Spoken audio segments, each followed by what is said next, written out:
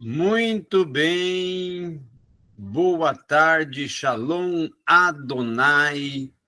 Estamos juntos mais uma vez, meu prezado Talmide, Davi, que está aí sempre acompanhando as aulas, não é?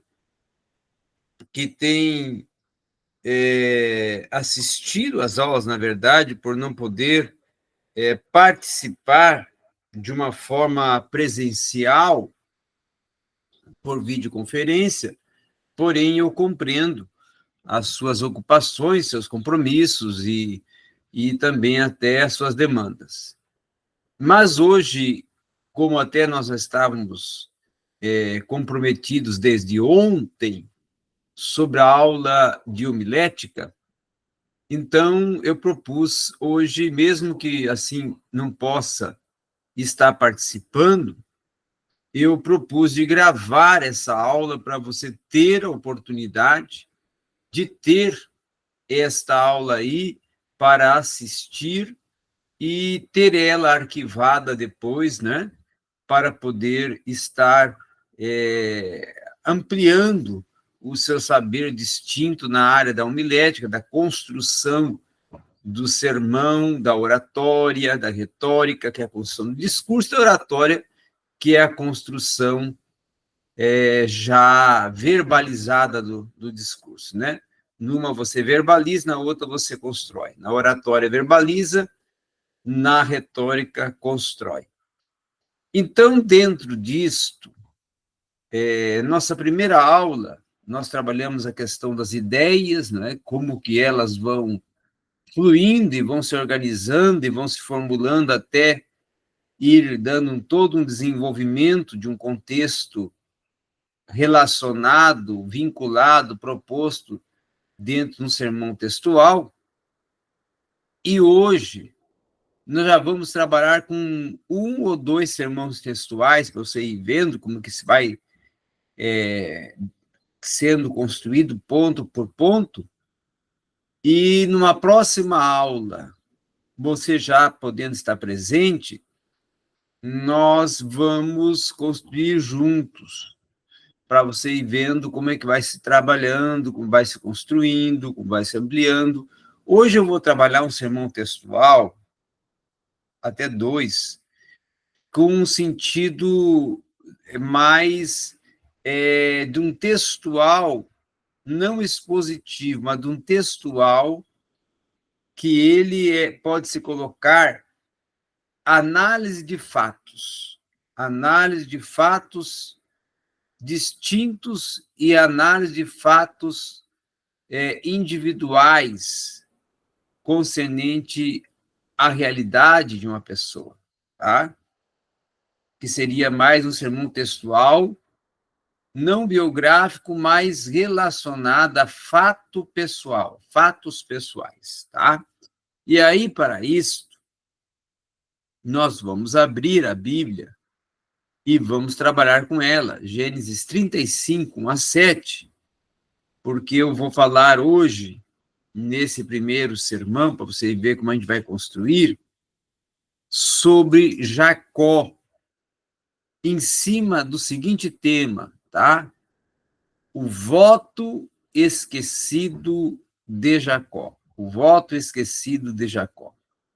Então, o texto que eu vou utilizar para esse sermão está em Gênesis, capítulo 35, os versículos 1 a 7, que dizem o seguinte: E Deus disse a Jacó: Levante-te, sobe a Betel, habita ali e faz ali um altar para Deus, que te apareceu quando tu fugias da face de Esaú, teu irmão. Guarde bem esta questão que está aqui, situando uma situação que Deus está cobrando dele, que é quando Deus assim fala: que te apareceu quando tu fugias da face de Esaú, teu irmão, tá? Então, Jacó disse à sua família e a todos que estavam com ele: lançai fora os deuses estranhos que estão entre vós, e sede puros, e mudai as vossas vestes. Agora, outro texto aqui, a você assinalar, mudai as vossas vestes. 3, levantemo-nos e vamos a Betel. E lá eu farei um altar para Deus, que me respondeu no dia da minha angústia, e esteve comigo no caminho em que eu andei. Agora colocamos em ênfase, respondeu-me no dia da minha angústia. O 4, e eles deram a Jacó todos os deuses estranhos que estavam em suas mãos e todos os seus brincos que estavam em suas orelhas, e Jacó os escondeu debaixo do carvalho que estava junto a Siquém. 5, e eles viajaram, e o terror de Deus estava sobre as cidades que estavam ao redor deles, e eles não perseguiram os filhos de Jacó. Aí, o 5 aqui, guardaram os filhos de Jacó, né? 6, então Jacó viu a luz que está na terra de Canaã, isto é Betel, ele e todo o povo que estava com ele. Aí colocamos em ênfase todo o povo que estava com ele. 7, e ele edificou ali um altar destaque. Chamou o lugar El Betel, Betel destaque. Porque ali Deus lhe apareceu quando ele fugia da face do seu irmão. Muito bem, agora vamos trabalhar na construção desse sermão textual. Primeiramente, a introdução. A introdução ela faz parte de abrir o caminho para o entendimento do sermão. Aí, como introdução, o que é um voto? A pergunta que você já vai lançar para o público, para a igreja. O que é o voto? Voto é um pacto, um compromisso, é um acordo que eu faço para com Deus. Eu me comprometo, eu faço um compromisso, eu faço uma aliança, eu proponho algo que venha servir de um marco, uma marca existencial minha para com Deus dentro de determinado propósito. Né? É como se eu estivesse fazendo um acerto, estivesse empenhando perante Deus um compromisso, algo particular meu que estou dispondo em um compromisso e fazendo com isso um compromisso perante Deus. E aí, continuando agora a introdução, eu amplio essa definição dizendo o seguinte, que quando você faz um voto, você está colocando a sua própria essência, sua própria vida, seu próprio caráter, palavra em jogo. É você que está sendo avaliado. Se é fiel ou é infiel. Se cumpre ou não cumpre. Se tem palavra plausível ou não tem palavra plausível. Se pode se tornar e se é pessoa digna de confiança e até se pode dar-se crédito à sua palavra ou não pode se dar crédito. Então, como nós vimos, depois dessa introdução que você abriu o caminho, aí você agora começa a trabalhar, começa a construir, começa a formular e estruturar o sermão. Então, você primeiro vai fazer uma pergunta, que é sempre bom trabalhar em cima de perguntas e respostas. Por que Deus ordenou que Jacó fosse a Betel? Aí tem toda uma explicação por trás disso. 30 anos antes, como está lá narrado em Gênesis 28, Jacó fez um voto para com Deus em Betel. Lembramos-nos que Jacó, em Gênesis 28, estava fugindo do seu irmão e na noite para em um local, pega uma pedra e a faz por travesseiro, e aí tem uma visão de uma escada que descia dos céus, e anjos subiam e desciam por ela, e aí ele acorda daquele sonho e visão, e diz, esse não é outro lugar a não ser um local onde Deus habita, aqui é a casa de Deus. Onde Deus está, aqui é a casa de Deus.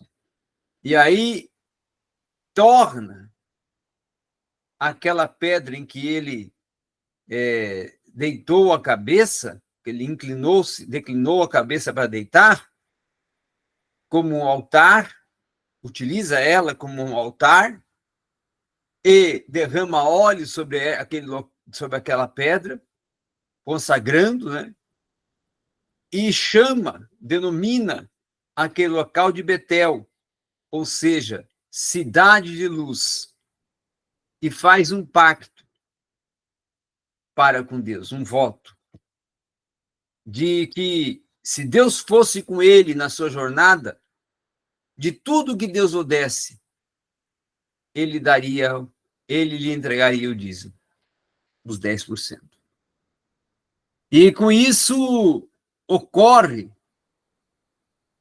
a quebra deste voto. Por quê? Porque Jacó prospera quando vai estar com seu tio Labão. Não é? Jacó, ele alcança êxito lá como servo do seu tio. Labão, quando está morando em Harã, e claro que está trabalhando pela causa primeira, o primeva, de ter a oportunidade de desposar-se de Raquel, e aí trabalha por ela 7 anos, mas depois tem que dar mais 7 anos, porque é lhe dado Lia, e depois mais 7 anos tem que trabalhar para conseguir a Raquel. Então, nessa totalidade de aproximadamente 14 a 20 anos que Jacó fica com Labão, né? Deus o faz prosperar não somente no aspecto de rebanho que ele constitui, mas de família, uma família próspera, filhos prósperos, saudáveis, homens, não é? Claro que também vem Diná, uma mulher, mas tem toda uma estrutura de homens guerreiros, valentes, que Deus o provê, e isso, para o contexto judaico, ter um filho homem valente, guerreiro, saudável, era uma grande honra, honrava o homem que assim alcançava esse benefício, a benécia da parte de Deus. E também Esaú, quando vinha e veio ao seu encontro, Deus o defendeu, o livrou de ser morto e comoveu a Esaú para aceitar o irmão, e eles se reconciliaram, e Esaú conduz o irmão até a presença de Isaque para que contemple os últimos dias, as últimas horas do seu pai Isaque. Claro que depois Esaú segue o seu rumo e Jacó o seu, separam-se os seus caminhos, mas em paz, em comunhão e unidade. Então, houve toda uma intervenção de Deus na vida de Jacó, em decorrência ao voto que ele fez para com Deus. Deus foi fiel ao voto.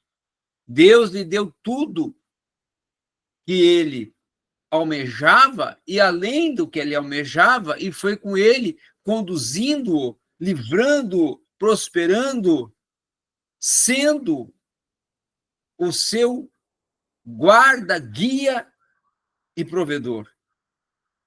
E aí, com esse aspecto e sentido, nós vamos ver que ainda Jacó não tinha cumprido o voto. Jacó esquecia do voto. Jacó não trouxe à memória o encontro que teve com Deus de uma forma de visão, de sonho em Betel. E agora Deus o faz lembrar, Deus o faz vir à memória. Então ele se havia estabelecido já na cidade de Siquém, já estava conduzindo a sua vida em Siquém, mas ele não se preocupa em voltar para Betel, aonde o Senhor já tinha lhe agraciado e ele tinha feito um voto para com Deus. Então Deus o faz lembrar. Gênesis 35, o texto que lemos, é Deus tratando com Jacó, fazendo ele lembrar o compromisso. E aí nós tiramos desta lembrança, dessa rememorização de Deus aplicada a Jacó, 4 lições, 4 aplicações para a nossa vida espiritual, para a nossa vida organizacional e para a nossa vida social. Primeiro, Deus espera que cumpramos os votos que fazemos. E isso é tanto a vida espiritual, como social, como econômica e como familiar. Ele não faz votos, Deus não faz pactos, faz alianças de forma leviana, mas sim, tudo que Deus faz, cumpre. Tudo que Deus empenha o seu compromisso, cumpre. Lembramos que ele falou para o próprio Israel, quando Israel quebrou várias vezes suas alianças, as alianças que fez com Deus, a aliança do Berite, a aliança única, a primeva, lá do Monte Sinai, dos profetas serviram de atalaias para também, dentro da missão que tinham como profetas, servirem de atalaias, que eram fiscais da aliança, para terem a responsabilidade também de lembrar o povo da aliança feita de Deus para com eles e eles para com Deus. O profeta Ezequiel confronta Israel dizendo assim, olha, contudo, porém, em Ezequiel 16:60, eu não me esquecerei de ti, da aliança que fiz contigo, do pacto que fiz contigo, nos dias da tua mocidade. Então, Jacó esqueceu. O homem esquece, mas Deus não esquece. O homem muda, mas Deus não muda. O homem falha, mas Deus não falha. Então, nós precisamos ter a certeza que é preciso cumprir a aliança ou o voto que fizemos com Deus, porque o voto é um princípio máter para a nossa existência. Vejamos o que o sábio Salomão escreve em Eclesiastes 5:2, e aí você pode mencionar para corroborar, não é? O que você está expondo como um versículo que é adicional. E aí vamos ler agora Eclesiastes, capítulo 5, versículo 2, o que vai dizer. E aí nós já estamos aqui abrindo, não é? E você vai me acompanhando, nós vamos aqui abrindo. Esse aqui é Eclesiastes 5:2, que vai dizer o quê? Não te precipites com a tua boca e nem o teu coração se apresse a pronunciar qualquer coisa, fazer um voto diante de Deus. Porque Deus está no céu e tu estás sobre a terra. Portanto, que sejam poucas as tuas palavras. Aí está o grande erro do homem. fala,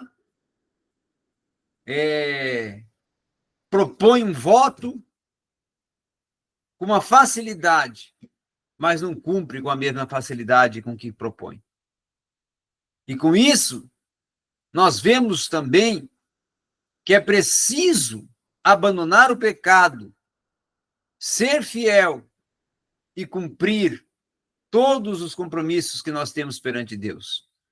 A segunda lição que temos aqui, nesta passagem, nesse texto que estamos trabalhando, e nessa ação e intervenção de Deus ao lembrar Jacó do pacto, do voto que ele fez para com Deus, é de que estamos propensados, né, a esquecer nossos votos. Quando Deus tem que cumprir o seu lado e nós deixamos de cumprir o nosso. Esperamos, então, que Deus cumpra a sua parte e nós nos esquecemos de cumprir a nossa. Vimos onde Deus cumpriu o que Jacó aliançou com ele, mas Jacó se esqueceu do que aliançou com Deus. Então, é preciso que haja uma reciprocidade, que haja uma verdadeira visão de dualidade. Não só eu, não só Deus, mas Deus e eu. Eu tenho que fazer minha parte, não é só esperar por Deus. Não é? Deus requer atuação.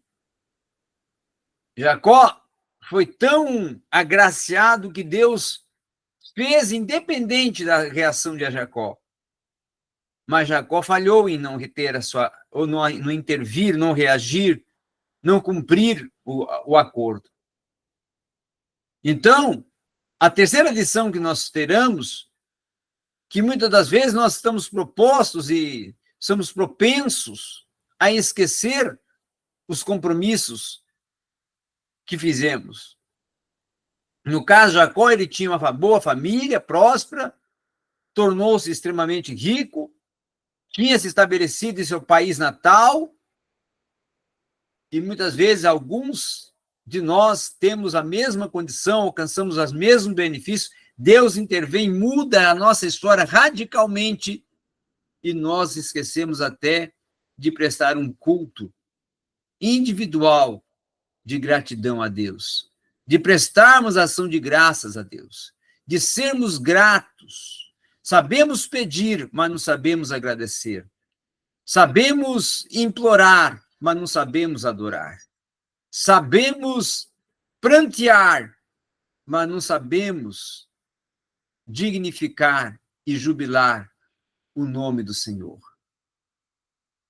O quarto momento e a quarta lição que aqui aprendo pedagogicamente é que estamos propensos a esquecer nossos votos quando permitimos sermos influenciados pelo mundo. Observamos que a família de Jacó, ela aceitou os deuses estrangeiros, ela se tornou idólatra. E ela se voltou à prática da idolatria. Da mesma forma, muitas vezes, muitos de nós, ao não cumprirmos o nosso voto, não cumprimos por se esquecemos até de nos tornarmos cristãos autênticos, servos autênticos. E uma das marcas de um servo autêntico é a submissão e fidelidade ao seu Senhor. E assim nós podemos dizer que muitos cristãos são adolescentes, porque faltam com zelo, faltam com compromisso, se deixam influenciar com contextos e situações e circunstâncias terrenas, sem se preocupar que a vida não é terrena, mas a vida, ela é um sopro aqui na terra. E nós temos aqui semear, não uma vida terrena, mas uma vida eterna. A vida terrena passa, mas a eterna jamais passará. jamais terá fim. Ela é atemporal, ela é eterna para todos sempre. Então, é preciso sermos fiéis em toda a essência, em toda a integralidade, e não nos deixarmos ser seduzidos por nada, e não nos esquecermos, e nem nos deixarmos ser atraídos pelo esquecimento, e ser dominado pela falta da memória. Porque a falta de uma história, a falta de uma memória desconstrói uma história pessoal. E nós somos muito propensos a apagarmos a nossa própria história, a apagarmos fatos que constroem a nossa história e não debitarmos a gratidão perfeita àqueles que contribuíram, àqueles que interviram e àqueles que nos ajudaram a subir os degraus. Deus fez Jacó subir seus degraus. Deus fez Jacó trilhar o seu caminho. Por que que Jacó não se lembrou do voto feito para com Deus? E aí vem agora as perguntas para levar o povo à reflexão. Por que falhamos? Por que não priorizamos a nossa palavra? Por que não deixamos o nosso ego, o nosso sentimento material e nos tornamos mais sensíveis, mais submissos, mais entregues, mais disponíveis para cumprir e para servir e para nos autodoarmos, além dos pactos, além dos votos e além da nossa própria essência. Amém.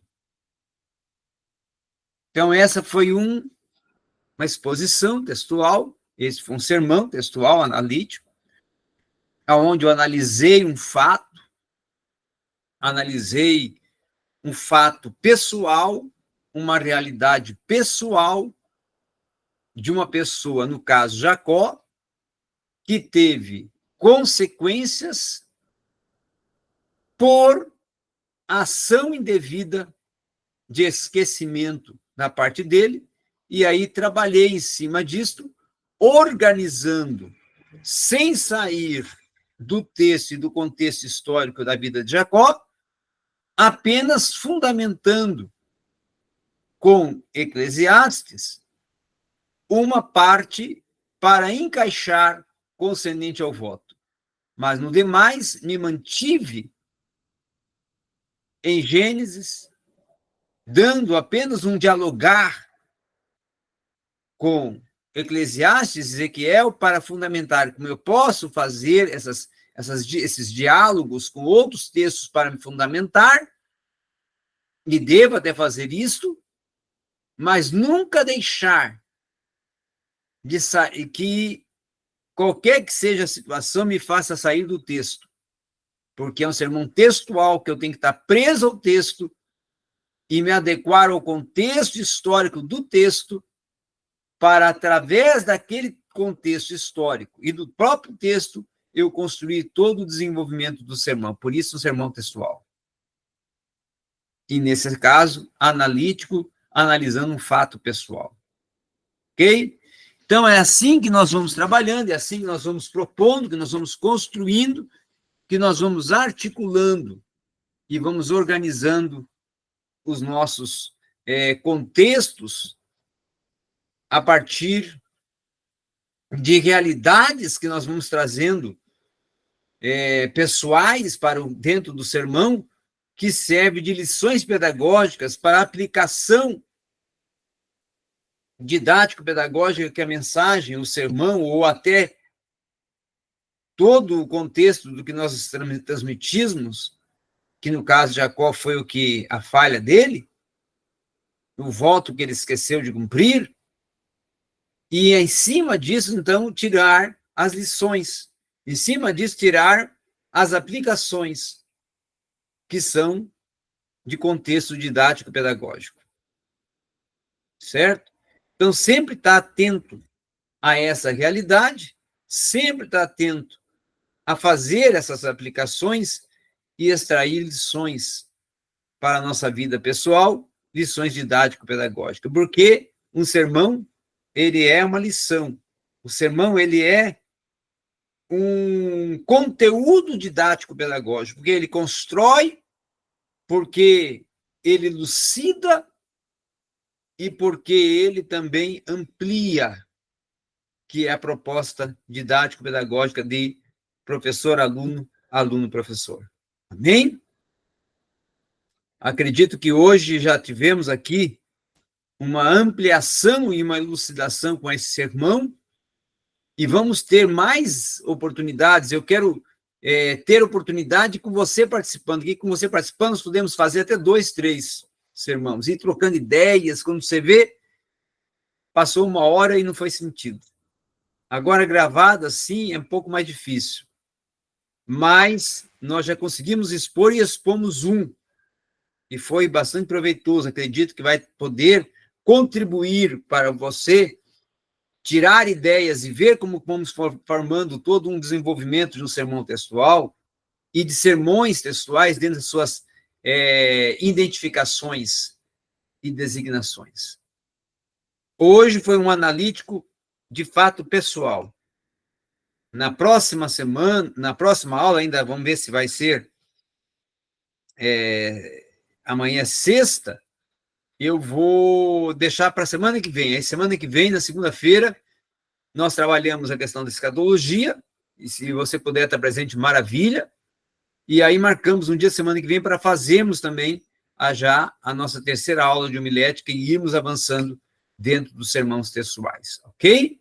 Qualquer dúvida, mande áudio e vamos conversar, ok? Obrigado.